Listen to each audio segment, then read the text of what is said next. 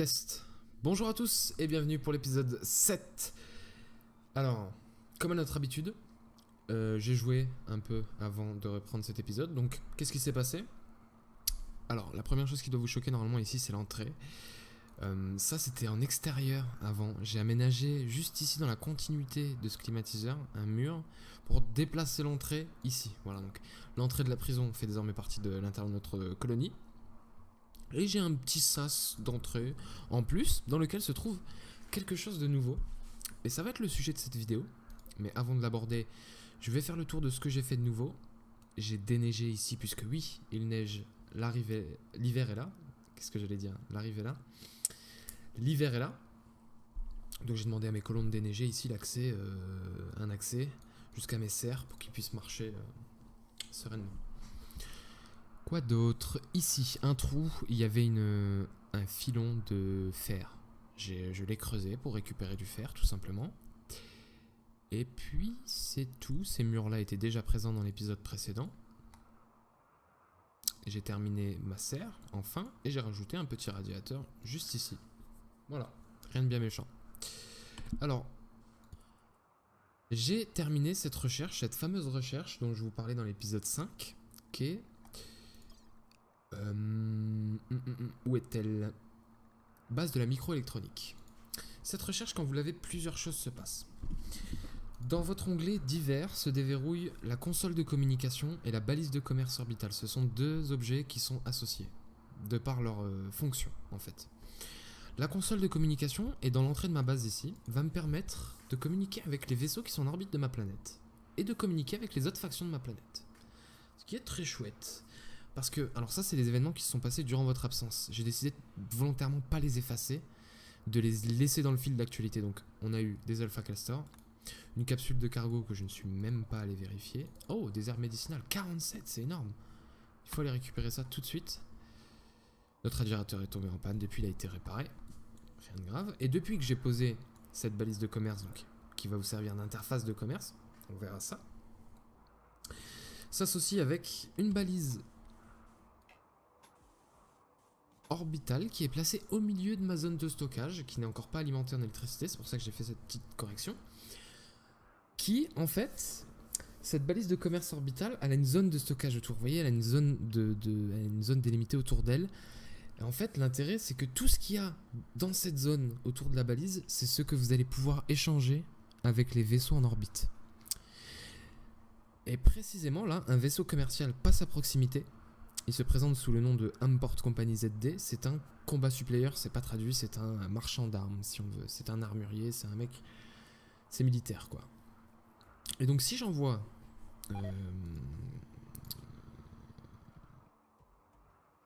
Qui a la meilleure note en social? C'est David. J'envoie David à contacter ce vaisseau en orbite. Va apparaître à l'écran la fenêtre de commerce. Où est David, s'il te plaît? Merde alors. Oh putain, il était loin. Voilà. D'ailleurs, il le précise. Vous ne pouvez vendre que les objets placés dans la zone d'effet d'une balise de commerce orbitale et non séparés de celle-ci par un mur. C'est exactement ce que j'ai fait, ici, là, si vous voyez mon curseur, dans la zone de stockage. Donc, à ces gens, ça c'est une interface de commerce, j'y viens, vous allez pouvoir commercer soit par cette alternative, via la console de communication, soit des caravanes de commerçants vont venir vous visiter, vous pourrez commercer avec eux directement. Dans les deux cas, on arrive sur cette interface. Alors à gauche, ici, les chiffres, c'est ce que j'ai. Ok, par exemple, j'ai une massue en bois, j'ai 7 pieds en bois, un rein et 15 composants. C'est les seules choses à ma disposition qui les intéressent. C'est ça qu'il faut comprendre, c'est que quand vous commercez avec des gens, ils sont intéressés par des produits en particulier. Là, en l'occurrence, on a un vendeur d'armes, mais qui visiblement est fort intéressé par mon rein, ce qui fait parfaite transition avec l'épisode 6, on va pouvoir vendre notre rein, c'est top. Et donc, il est intéressé que par mes composants, mes organes, si je puis dire, et mon arme. Bon, j'ai une massue en bois récupérée sur notre premier cadavre, je crois. Je vais lui la vendre, c'est $1. Lui, il me vend tout un panel d'armes. Ici, les chiffres là, c'est lui. Vous voyez, il a un glaive, il a une épée longue, il a une machine pistole, un fusil à pompe. Il a 32 médicaments, voilà, à proposer. Bon, sous l'influence de ma zone de commerce de balise orbitale, il n'y a pas de médicaments, mais s'ils étaient là-dessous, j'aurais pu lui vendre mes médicaments éventuellement. Vous voyez que je peux lui acheter des médocs, 25 $ l'unité, j'ai 385 d'argent là. Et bah écoutez, première chose qu'on va faire, c'est qu'on va lui vendre ses pieds en bois qu'on a récupérés dans une capsule de cargo, souvenez-vous. Donc, à la base, si je remets comme avant, si c'est à moi, ça va vers moi, enfin ça va de moi vers lui, donc dans le sens gauche vers la droite. Ici c'est l'argent qu'il a, ici c'est l'argent que j'ai. Moi je veux lui vendre mes 7 pieds en bois, j'appuie ici pour tout mettre, ça me rapporterait 67 d'argent. Et bien évidemment je vais lui vendre mon rein, tant qu'à faire ça tombe nickel, c'était même pas prévu. Cool, on a déjà vendu le rein on a déjà rentabilisé ce qu'on a fait d'horrible. Et ça nous fait 695 d'argent. Donc ce vendeur maintenant il nous doit 695 d'argent. On peut maintenant s'amuser avec son stock. On peut lui demander par exemple, je sais pas, du coup pour la perte de médicaments qu'on a eu, on va rentabiliser ce rein. Et plutôt que de l'envoyer contre de l'argent, bah, on va échanger ce rein et ses pieds en bois, mais c'est le rein qui pèse plus dans la balance, contre 27 de ces médicaments. Alors que pour l'opération, on a gâché 2 médicaments, le rein a coûté 1 médicament. C'est rentable. Si on a un point de vue d'enculé, on est d'accord, hein, c'est un point de vue de salaud que j'ai. Et on aurait pu aussi, si on veut pas de médicaments, donc on réappuie sur 0 ou manuellement on remet tout à 0, lui acheter 8 composants. Quand le prix comme ça est affiché en rouge, ça veut dire que... Oula, il y a des petits bugs de... Il y a des petits bugs. Je fais juste quelque chose parce que j'avais vu ça d'activer. Ah bah. David, retourne-y s'il te plaît. Quand le prix est en rouge, ça veut dire que le vendeur vous le vend trop cher par rapport à la vraie valeur. Quand le prix est en vert, ça veut dire que c'est une affaire. Quand le prix est gris, ça veut dire que c'est à peu près le prix. Ok ? Donc, à la place, on lui met notre rein et nos 7 pieds en bois, et on peut dire, bon, bah, allez, j'ai besoin d'équipement, j'ai besoin d'armes, qu'est-ce que t'as ? T'as un petit pistolet mitrailleur ici pour 365, ça peut être intéressant. T'as peut-être un fusil à pompe 522, on peut se l'offrir. Cool. Des cocktails, des grenades, pourquoi pas. Des casques militaires, on peut s'en offrir. Ce qu'il a là, des casques en Kevlar. Ça c'est top ça. Pour la protection par balle. Des manteaux en diabétophe hyperfibre. Hyperfibre diabétophe c'est tissu très riche dans le... Enfin très riche non, qui a de la valeur dans le jeu. D'une meilleure qualité. Donc voilà, donc comme ça, on va pouvoir commercer, troquer. Alors, quelles sont les façons de se faire du fric ? Parce que là, bah là je viens de vendre un rein, ok.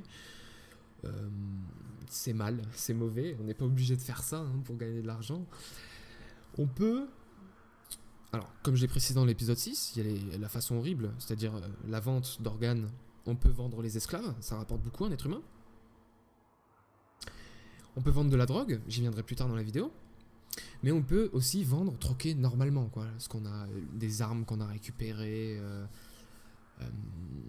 notre matériau. On pourra aussi plus tard dans le jeu faire de l'art, c'est-à-dire faire des sculptures. Si votre artiste est très bon, ces sculptures peuvent valoir très cher. Ça peut être rentable de faire un marché de ça.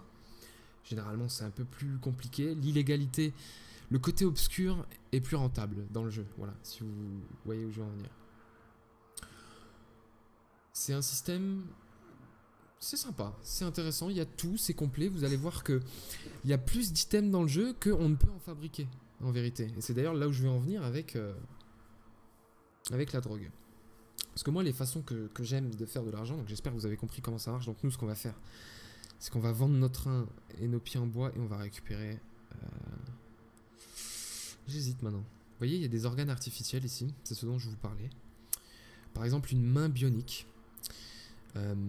Qui, une fois installée, donne 15% en plus de manipulation. C'est dans l'onglet santé, rappelez-vous, épisode 5, je crois. 15% en plus de manipulation. Ça va booster sa vitesse de travail, ça va booster tout ça. Une mâchoire bionique, un peu moins utile. Parole plus 20%. Si jamais il s'est pris une balle dans la mâchoire, votre côlon, voilà, vous pouvez lui mettre une mâchoire bionique à la place. c'est top. Si jamais, ça peut être spécifique, ça peut être des bonus comme le BTL implant ici en violet, qui quant à lui ajoute un bonus d'humeur virtuelle, c'est-à-dire un plus 12 d'humeur virtuelle. Genre c'est comme dans les films de SF, je sors souvent des références de films en plus dans ma série, mais là j'en trouve pas. Un implant nerveux qui te rend heureux. J'ai vu ça quelque part. Mais je sais plus. Vous avez compris le principe. C'est très coûteux. C'est très très coûteux. Vous voyez, 18 000 $. On n'est pas encore à ce même niveau, nous, avec notre pauvrin du pauvre Blas. Putain, la merde. Qu'on a assassiné. Voilà. Donc sa mort nous aura rapporté 628 $. On va échanger tout ça contre du médoc. Pas tous tes médicaments, sinon ça nous coûterait un peu d'argent. 25 de tes médicaments. Allez. Et quand vous avez fini, il vous drop. Il y a des pods qui tombent avec ce que vous avez acheté et automatiquement est prélevé de votre inventaire si jamais vous avez troqué avec des trucs de votre inventaire. En l'occurrence, mon rein. Donc mon rein a disparu de mon inventaire. Et à la place, j'ai un peu de rap d'argent et 25 médocs. Voilà. La cellule entre-temps a été nettoyée, le cadavre a été enterré. Blas, ici, repose en paix. Et donc moi, je vais vous parler maintenant des choses intéressantes de Rimworld. Moi, j'adore faire de l'argent avec les trucs un peu sales, c'est fun. Peut-être je suis un psychopathe, peut-être t'as vu ça dans l'épisode précédent. Au-delà de la vente d'organes et de la vente d'esclaves, il y a quelque chose que j'aime beaucoup, et ça tombe bien, j'ai fait la recherche. C'est la drogue. Dans le jeu... Voilà, c'est la recherche production de drogue. J'ai la possibilité maintenant, grâce à cette recherche, de construire un... Où est-il? Drug Lab, la traduction n'est pas faite. Un laboratoire en français.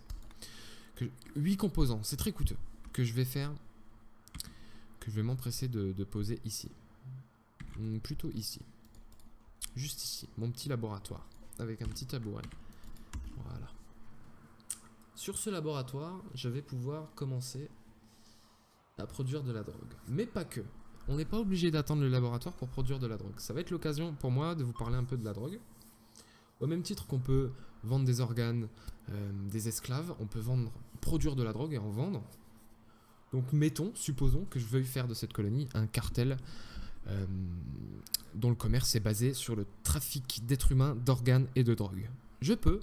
Pourquoi pas? On est parti sur cette idée. Mais écoutez, c'est ce qu'on va faire avec le laboratoire. Ouh. Alors ça, ce qui vient de se passer là, c'est fâcheux. C'est fâcheux. La pluie a provoqué un court-circuit. Le toit n'est pas terminé ici. Et ça... Ah oui, c'est de ma faute en plus. Oh là. Stupide que je suis. Stupide que je suis. Dites-moi que ce feu s'éteint calmement. Merci, tout va bien. Ça va, pas de grosses conséquences pour ça. Alors, j'en reviens à la drogue. Les premières options qu'on a, c'est par exemple quand on fait une zone agricole. Dans mes serres, là par exemple, je pourrais, si je le veux, remplacer... Bon, je vais pas le faire parce que j'ai tout intérêt à survivre quand même. Je pourrais remplacer tous ces plants de pommes de terre par soit des plants de smoke leaf, du cannabis, autrement dit. Donc je peux faire du cannabis et rouler des joints, c'est la drogue un peu la plus simple, la plus primitive un peu dans le jeu, ou je peux faire pousser des plantes psychoïdes. Alors ces plantes psychoïdes vont être la matière première de d'autres drogues dont je m'apprête à vous parler, mais c'est dur de vous en parler dans la mesure où j'en ai pas en face de moi, j'ai pas leur description, tout ça. Donc on peut faire pousser du cannabis pour faire des joints, et cette drogue va être assez légère, assez peu dangereuse dans la mesure où peu addictive, parce que chaque drogue aura un danger. Le côlon pourra sombrer dans la dépendance. Donc le cannabis, ça va, c'est le degré un peu zéro. Ça permet au côlon, quand il le fume, d'avoir un léger boost d'humeur, il se sent un peu mieux. Par contre, en contrepartie, il a faim et son état de conscience diminue un peu. Voilà. C'est le premier usage de la drogue qu'on peut avoir, c'est-à-dire l'usage récréatif. Ce sera pour moi l'occasion de vous introduire dans l'onglet assignation, voilà, que j'ouvre un instant. Donc on a cette drogue récréative, au même titre que le cannabis, on a la bière, l'alcool. On peut faire de l'alcool dans le jeu. Je vais pas en parler tout de suite, mais c'est dans le même domaine que la production de drogue. C'est le même principe. Ça détend le côlon, mais il y a des effets, ça peut taper le foie, ça peut ronger la santé du côlon au long terme. Et il peut être très rapidement alcoolique. Et il y a d'autres drogues un peu plus évoluées, un peu plus brutales, un peu comme dans la vraie vie. On a dans le jeu le yayo, par exemple, qui est un peu de la cocaïne. Le gojuice, qui est une drogue super énergisante comme ça, que prennent les guerriers avant de partir au front, un peu comme des amphétamines. Et ce genre de drogue-là, un peu plus dures, on les synthétise, on les fait pas pousser. Il y en a qui se font à partir de feuilles psychoïdes, comme je vous ai dit, et il y en a qu'on ne synthétise uniquement qu'au laboratoire. Et pour ça, l'ingrédient premier du jeu sera la neutroamine, qui est un item qu'on ne peut pas faire, qui est un item qu'on ne peut trouver, qu'on ne peut que commercer uniquement, et qui sera, je vais attendre qu'il fasse ce laboratoire, qui sera la matière première à la synthèse des drogues les plus dures. Et ce qui est intéressant sur ce laboratoire, en fait, c'est que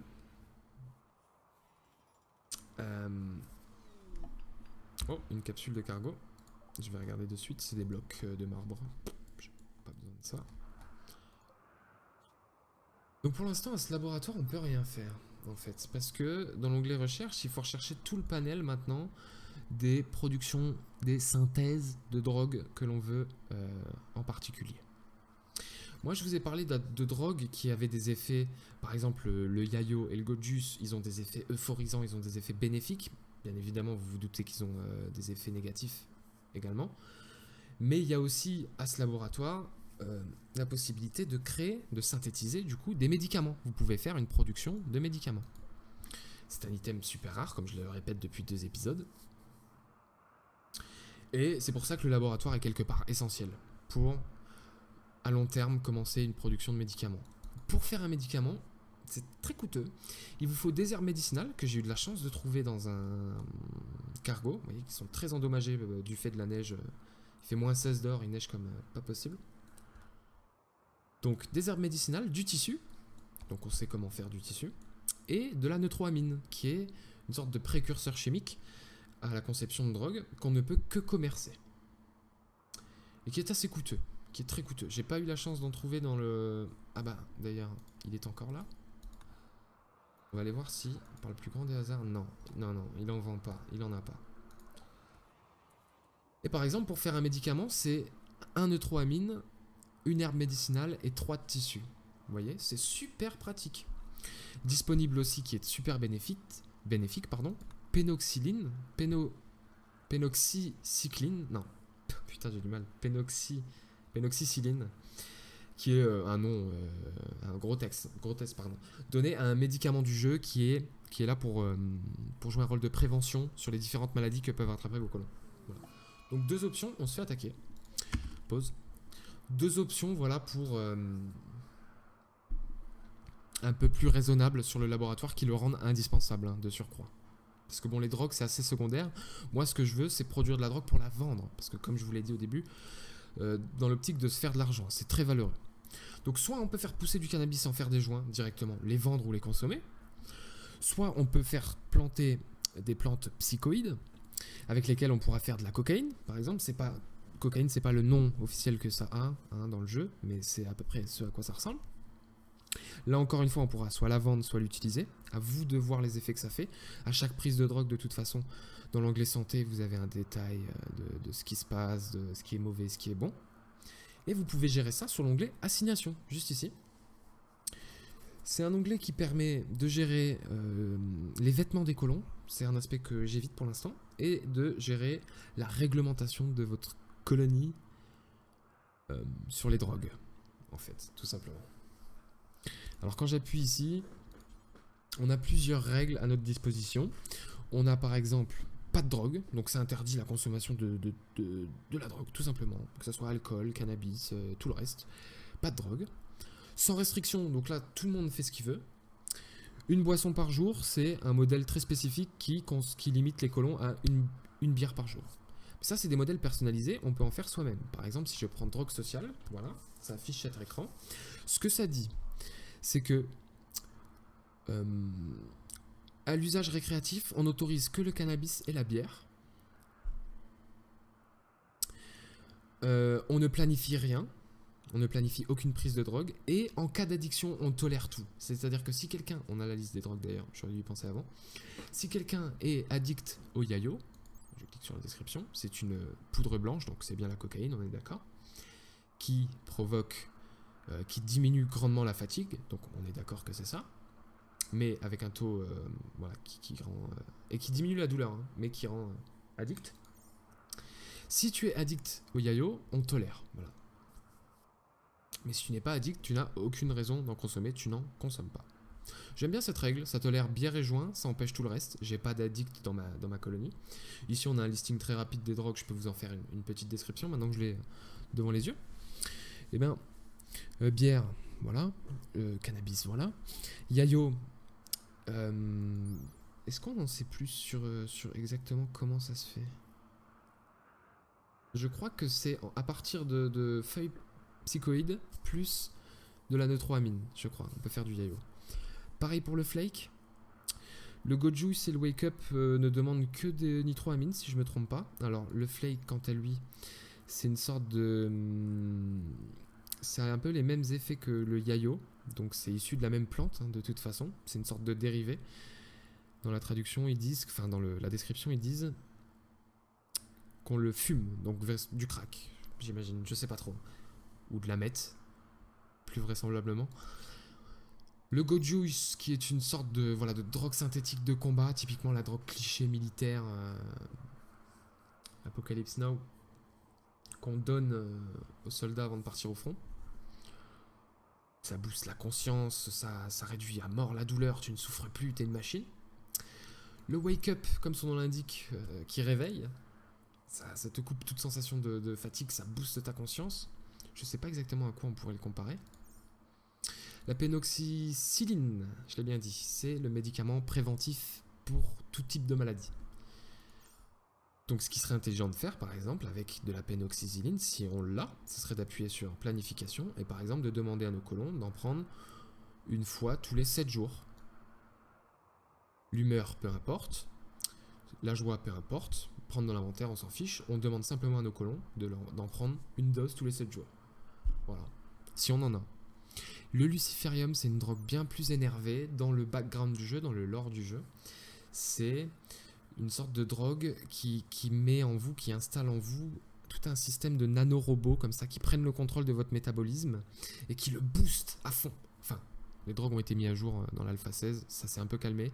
Mais les effets, globalement, c'est que, pour cette drogue, c'est que ça vous booste beaucoup. Vous voyez, pompage du sang, respiration, vue plus 15, métabolisme plus 20, filtrage du sang plus 70, tu ressens moins de douleur, t'es plus conscient. T'es beaucoup mieux, ton colon est beaucoup plus compétent avec cette drogue, mais s'il en prend pas tous les 4-5 jours, il meurt. Voilà. Donc là, effectivement, c'est très situationnel. Donc par exemple, je vais appliquer cette politique, qui est très bien.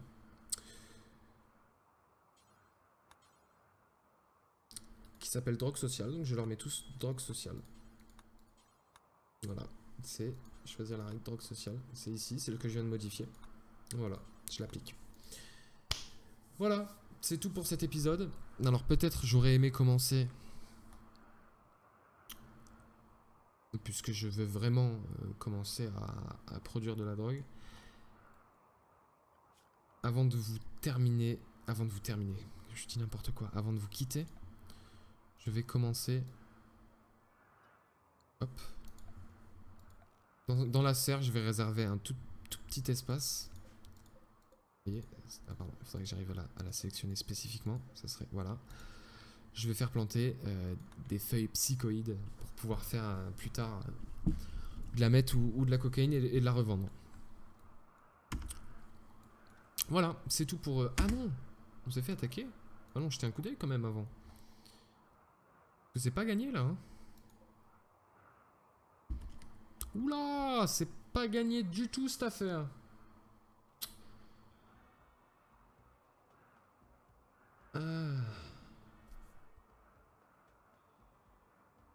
Eh ben écoutez, on verra. On verra comment ça va se passer tout ça. Sûrement que je vous le filmerai ça par contre. Parce que j'ai eu tendance à... Là c'est la première vraie attaque. Ça va être peut-être pour moi l'occasion dans la vidéo prochaine de paniquer un peu. Peut-être la chute de l'Empire, peut-être. J'ai encore plein d'autres trucs à vous raconter, moi, de toute façon. En tout cas, c'était un plaisir. On se revoit pour l'épisode 8. Je vous remercie d'avoir regardé jusqu'au bout. Je vous remercie d'être là. Voilà, bisous.